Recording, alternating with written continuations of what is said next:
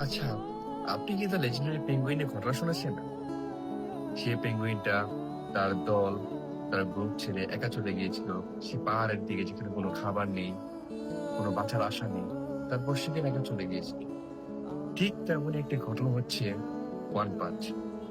সেই বানরটি তার মা নেই বলে সেই পুতুলটাকে নিজের মা বানিয়ে ফেলেছে। কখনো ভেবেছেন কি, আপনার জীবনে কিন্তু আপনি অনেক একা। কারণ এই দুনিয়া আপনি কখনোই ভালো থাকতে দিবে না। আপনি যত যত চানই ভালো থাকার জন্য, আপনি কেউ না কেউ একটু টেনে ধরবে।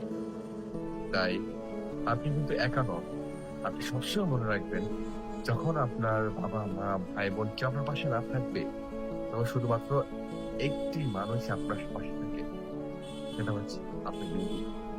তো নিজেকে বলে দেওয়া শিখুন। কারণ হচ্ছে আপনি নিজেও বলতে পারবেন না আপনার ভাগ্য কখন খুলে যাবে।